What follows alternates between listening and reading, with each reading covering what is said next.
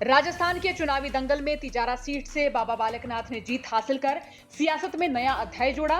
महंत बाबा बालकनाथ की ये जीत न सिर्फ राजस्थान में बल्कि हरियाणा में भी कई तरह से मायने रखती नजर आ सकती है। माना जा रहा था कि बाबा बालकनाथ अगर राजस्थान में मुख्यमंत्री बनते हैं तो हरियाणा में बीजेपी की स्थिति और मजबूत हो जाएगी, क्योंकि हरियाणा में बीजेपी भी ओबीसी वोटर्स को लामबंद करने में जुटी हुई है।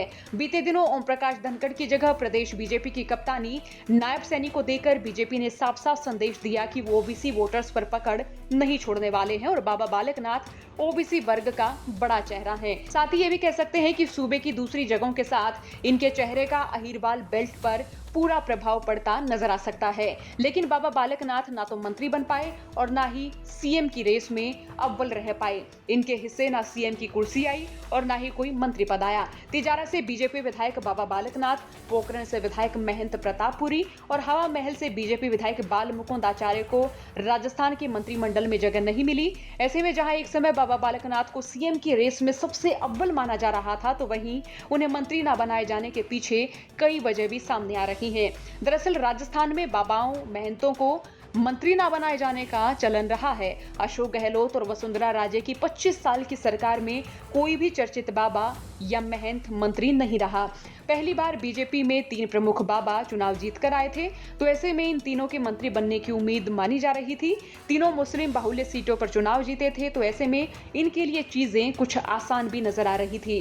टिकट मिलने के बाद तिजारा से चुनावी मैदान में उतरने वाले बाबा बालकनाथ खासी चर्चाओं में रहे। एक बार मंच से इन्होंने वसुंधरा राजे के भावी मुख्यमंत्री बनने जैसी बातें भी कह दी थी। चुनाव जीतने के बाद इनके कुछ बयान खूब चर्चा में रहे।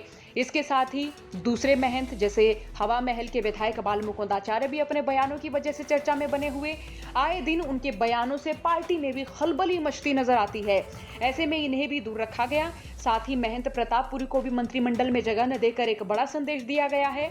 राजस्थान में मंत्रियों की शपथ के बाद जिस तरह से बाबा बालकनाथ समेत दूसरे महंत और आचार्य को जगह नहीं मिली, तो ये माना जाए कि सरकार में कोई कंट्रोवर्सी ना हो, इसके लिए बाबा महंत और आचार्य को मंत्री नहीं बनाया गया है। राजस्थान में इसके पहले भी सरकार में बाबा और महंतों को मंत्रिमंडल में जगह नहीं मिली है। सामान्य लोगों को ही जगह दी गई है। हो सकता है कि लोकसभा चुनाव को देखते हुए ये निर्णय लिया होगा, और ये निर्णय इसलिए भी लिया होगा क्योंकि इन तीनों के बयान ही खासी चर्चाओं में रहे हैं। लेकिन ये जरूर माना जाए, बाबा बालकनाथ नाथ संप्रदाय की सबसे बड़ी गद्दी रोहतक के स्थल बौहर मठ के महंत हैं। रोहतक और आसपास के क्षेत्रों में बाबा मस्तनाथ मठ का काफी प्रभाव है, क्योंकि इस मठ की कई सारी यूनिवर्सिटी, कॉलेज, अस्पताल और स्कूल भी हैं। माना जा सकता है कि विधानसभा या लोकसभा चुनाव में बाबा बालकनाथ की जीत और उनके हिंदुत्व का असर रोहतक बेल्ट में भी देखने को मिल सकता है। और कहीं ना कहीं ये भी कह सकते हैं कि इस बेल्ट के प्रमुख चेहरे भूपेंद्र हुड्डा को भी बाबा बालकनाथ नया चैलेंज दे सकते हैं।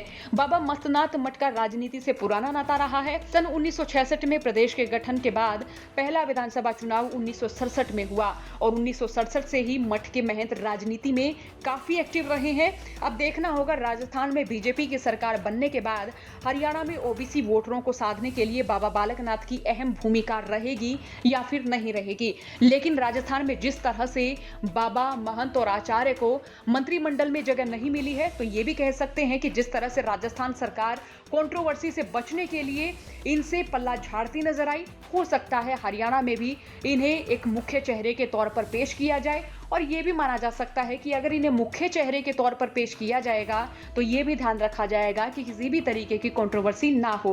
बहरहाल, आपका बाबा बालकनाथ को लेकर क्या सोचना है, राय रखें। साथ ही चौकरदे की खबरों के लिए बने रहिए हरियाणा तक के साथ। ब्यूरो रिपोर्ट, हरियाणा तक।